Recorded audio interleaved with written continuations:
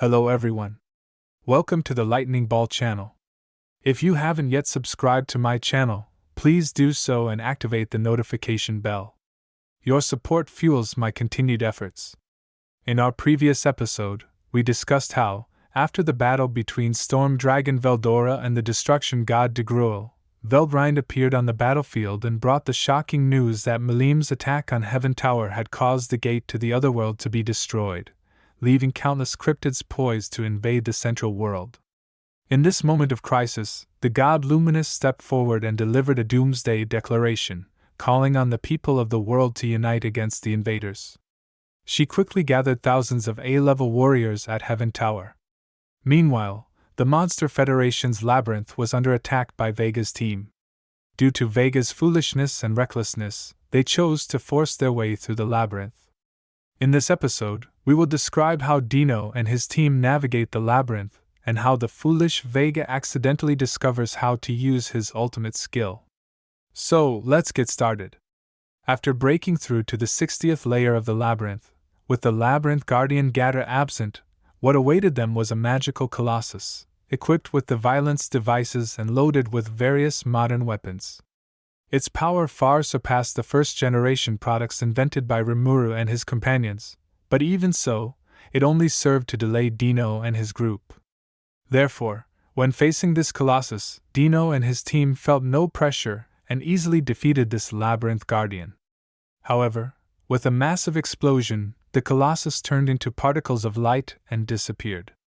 Pico, Gracia, and Dino continued to banter like in a talk show, mocking the completely unconventional nature of Ramiris's labyrinth and commenting on the various absurdities they had encountered along the way.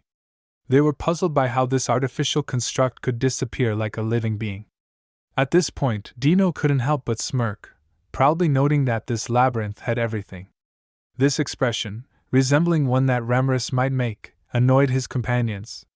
Dino quickly remembered that he was supposed to be an invader, and hurriedly wiped the grin off his face. Although he thought it was theoretically impossible for an artificial construct to revive, considering the outrageous Rimuru, the clever Ramiris, and the mad scientists like Kaijin, Vesta, and Gadra, nothing seemed beyond reach. Dino's unease soon turned into reality. On the 60th layer of the labyrinth, Ramiris's unusually cheerful voice echoed, mimicking that of a restaurant hostess. She announced that Dino and his party were in for a treat, with a special colossus feast prepared just for them. As Ramiris spoke, the colossus that had just been destroyed revived and multiplied in number, turning the situation into a nightmare. Laser beams flew in every direction, magma spewed forth, homing missile barrages launched, strange sonic attacks resonated, and thermite plasma rain fell from above. All manner of never-before-seen weaponry rained down on Dino and his group. Dino angrily remarked that Ramiris must be enjoying torturing him, tears welling up as he spoke. He wanted to shout for it to stop, feeling like he was being used as a test subject for new weapons for no apparent reason. Although these attacks couldn't kill Dino and hardly depleted his energy, the constant torment was exhausting, and the psychological pain was still pain. Moreover, Rimuru and Ramiris had cunningly optimized different attacks with varying attributes and effects to counter potential barriers, making it difficult to find a single barrier that could resist everything. Of course, this didn't mean Dino lacked the ability to counter them. It was just obvious that Dino, Pico, and Gracia had no real desire to advance. They were merely reluctantly following Feldway's orders. However, Ramiris spared no expense in deploying a large number of new models, showcasing their incredible power within the labyrinth's undying attribute. Dino, in a miserable tone, cried out, asking if Ramiris was messing with him as he, Pico, Gracia, and my Furuki fought with all their might. Although Dino knew how powerful Ramiris's labyrinth creation was, experiencing the labyrinth's overwhelming nature firsthand still shocked him. Dino, being quite clever, realized that even with Ramiris's authority, these artificial creations shouldn't be able to resurrect indefinitely. The key element, Dino suspected, was that these mechanical constructs contained spirit magic cores. The Colossus power reactors made of these cores could generate infinite energy, as long as they had access to Magicule. Therefore, by separating the colossus's power source and transporting it out of the labyrinth, they could prevent them from reviving. Conveniently, Mai Furuki possessed the most potent spatial manipulation abilities, allowing her to transport the dismantled mechanical power cores out of the labyrinth. Following Dino's strategy, after about 3 hours of continuous battle, the colossus finally showed no signs of revival. Mai Furuki praised Dino for his accurate judgment and commands, and as a result of this battle, the relationship between Dino's trio and Mai Furuki began to improve. So, you might be wondering what the team leader Vega was doing during all this. Well, Vega was meditating off to the side. The reason Dino and the others were stuck holding the line instead of retreating or escaping was because of Vega's orders. Before the battle, Vega had declared that he was going to absorb the entire labyrinth's powers, so he instructed Dino and the others to eliminate all the attacking enemies while he activated his power, ensuring his safety. Although Dino and the others thought Vega's plan was incredibly foolish and far-fetched, they had no choice but to follow his orders, which led to the grueling fight they just endured. Dino, clearly dissatisfied, immediately questioned Vega about the progress he had made in taking over the labyrinth. Vega slowly opened his eyes, stretched, and casually remarked that things were going okay. As for progress, Vega had finally realized that his power had no effect on inorganic matter. Seeing Vega's indifferent attitude, Dino's anger flared up, pointing out that if Vega's power didn't work on the labyrinth, then all their efforts had been for nothing. Even though Dino himself hadn't really put in much effort, he had still been forced to work for 3 hours at Vega's command. For Dino, who was notoriously lazy, this was an extraordinarily taxing ordeal, and he felt justified in his anger. Vega, however, remained unbothered, as he only cared about his own experiences. Despite this, Vega had made a significant discovery. He found that his demonic bacteria's influence disappeared when moving between different layers of the labyrinth.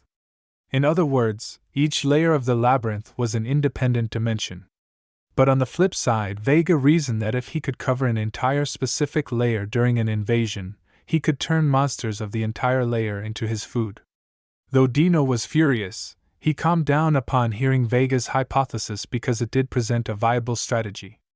Dino suddenly realized that if Vega managed to cover a specific layer, Ramiris might not be able to transfer forces into that layer.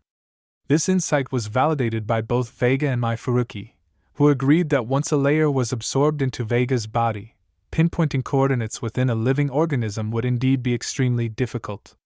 Dino smiled, realizing that whether or not the monsters of the labyrinth could become Vega's food, the ability to prevent surprise attacks was already crucial. It might even block the enemy's escape routes. In Ramiris's labyrinth, Rimuru and his companions could freely move between layers through teleportation, so sealing them off would naturally be beneficial for Dino. Moreover, if the monsters within the layers could indeed become Vega's food, then Vega could create more evil dragon beasts, making things easier for Dino and the others. Dino, known for his laziness, had a particular trait. He resisted doing tasks himself, but he was quite skilled at delegating and utilizing others' strengths. If Vega's plan could reduce his workload, Dino was more than happy to go along with it. Naturally, the happiest person was Vega himself. After wandering aimlessly in the labyrinth for so long, their team finally had a clear strategy, and Vega, now overly confident, began boasting that victory was inevitable as long as he was involved. However, things didn't go as smoothly as planned. From the 61st to the 70th layer, where Adelman and his undead army were supposed to be stationed, not a single monster appeared, leaving Vega with no chance to execute his plan. Of course, Mai Furuki had a pretty good guess as to why. It wasn't that Ramiris had seen through their strategy, but rather that Adelman had taken his tens of thousands of troops to the front lines to fight against the Gruul. Soon enough, the group reached the 71st layer and began implementing their plan. Starting from the 71st layer, they entered the domain guarded by the insects. Seeing the endless swarms of bugs, Dino's heart sank with dread. If the insects were present, it meant that Zijin, the insect Kaiser, was still guarding the labyrinth. Vega, however, obliviously sat down and began his plan to start the labyrinth's absorption, while Dino and the others stood guard, fending off the surrounding insect swarms. What even Vega himself didn't realize was that his ultimate skill, Lord of Evil Dragons, was evolving in an unexpected direction. Vega believed that his power was organic domination, which couldn't affect constructs like Ramiris's Labyrinth, as organic matter could easily be absorbed into Vega's body and serve as energy for the evil dragon beasts. Therefore, Vega had always used his power with the intent of consuming, rather than capturing energy. But there was a significant misunderstanding. Vega didn't truly understand his ultimate skill. Lord of Evil Dragons was not just about consuming organic matter, its true nature was absorbing the power of whatever it devoured. If something couldn't be physically consumed, it could still be drained of energy using power absorption. Thus, the appropriate power to use against the Labyrinth wasn't organic domination but rather power absorption. Vega hadn't realized this, but this time, his overconfidence, combined with the desire to show off in front of both the enemies and his allies, led him to fully unleash his abilities. As a result, the reaction to this attempt at absorption was completely different from anything he had experienced before. Vega was ecstatic to discover that while the Lord of Evil Dragons couldn't absorb imaginary constructs, it could directly siphon energy from the labyrinth itself. Moreover, Vega began to assimilate with the surrounding environment, making infinite regeneration a possibility. This was the true power of the Lord of Evil Dragons. However, the areas drained of energy by Vega would consequently be destroyed and ruined. Of course, Vega had no knowledge of this fact, and even if he did, he wouldn't care. The only potential issue lay with Ramiris's skill. If Vega succeeded in fully eroding the labyrinth, he would also seize the power of the labyrinth itself, turning Ramiris's skill, labyrinth creation, into his own power. But this was a divine power, far beyond human control. Not only could it lead to Vega's own destruction, but it could also trigger even greater catastrophes.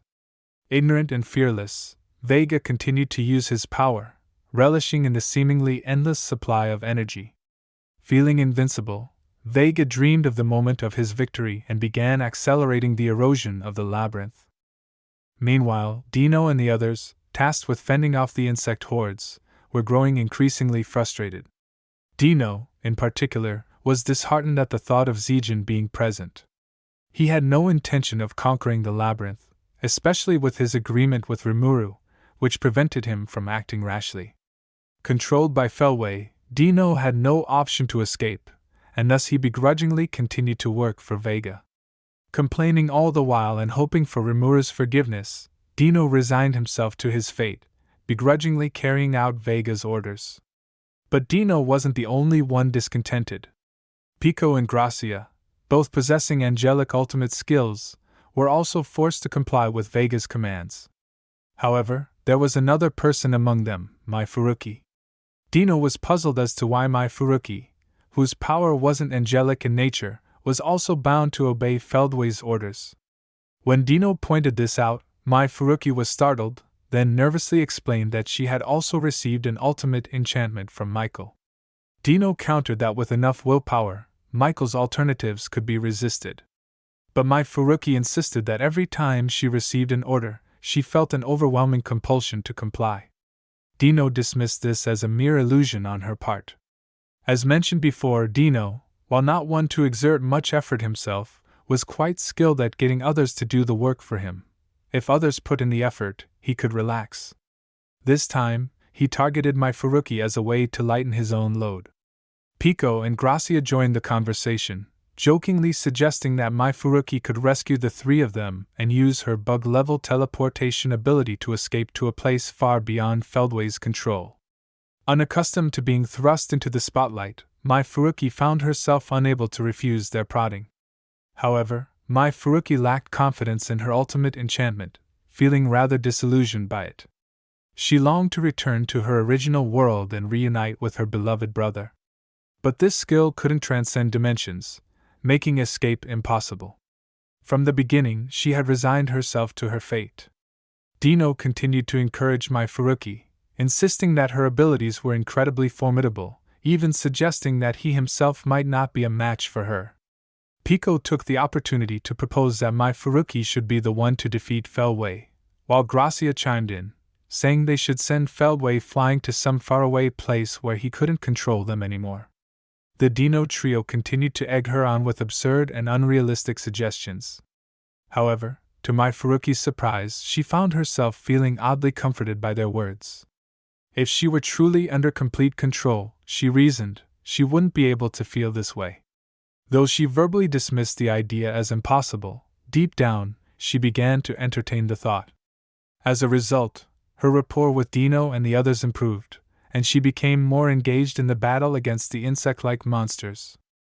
At that moment, a carefree voice suddenly echoed through the air. It was Ramiris. She declared that Dino, the traitor, must be made to regret his actions. Ramiris's laughter reverberated through the space, and suddenly, the environment around Dino and his team shifted. They found themselves facing Beretta, Zijin, Apito, Kamara, and Ranga. The instant Dino saw Zijin, he let out a despairing howl. As he had feared, Zijin was indeed guarding the labyrinth. Dino's first instinct was to surrender immediately and run, but he knew Ramiris wouldn't let him off so easily. Frustrated, he vented his anger at Ramiris, accusing her of going too far. He lamented that they had already been tormented by Colossus for half the day, and that a righteous demon lord shouldn't act this way. The stress from their ordeal in the labyrinth was making Dino's behavior increasingly erratic, but Ramiris wasn't the least bit intimidated. After all, she was only present as a holographic projection. She cheerfully reminded Dino that the previous challenges were just the appetizer, and that her revenge was only just beginning. Dino immediately crumbled, abandoning his pride and pleading pathetically with Ramiris. He reminded her that they had been friends for millions of years, but Ramiris was unfazed and completely ignored his pleas. She pointed out that since Dino's team had 5 members, she had prepared 5 opponents. However, since Vega had been left in another part of the labyrinth, it seemed that Ramiris's side had an extra person. Before Dino could protest, Ramiris cheerfully announced that Dino would have to face both Beretta and Zijin by himself. Panic-stricken, Dino protested that it was unfair and that there was no way he could win. He desperately suggested bringing Vega over to even the odds, but Ramiris promptly rejected his request. Ignoring Dino's protests, she began to consider how to match up the remaining 3 opponents. But it quickly became apparent that the opponents had already chosen their own matchups. Pico would face Kamara, Gracia would battle Ranga, and my Furuki would go up against Apito. It seemed that everyone had decided to ignore Dino's plight entirely. Dino immediately sensed trouble. He loudly proposed a round-robin format, suggesting that they should fight one-on-one, taking turns to determine the victor. For Dino, this would at least prevent him from having to face 2 opponents at once, and it would also buy more time for Vega to continue eroding the labyrinth. He thought it was a brilliant plan. After all, trying to fight both Beretta and Zijin at the same time would likely mean he wouldn't last even a few minutes.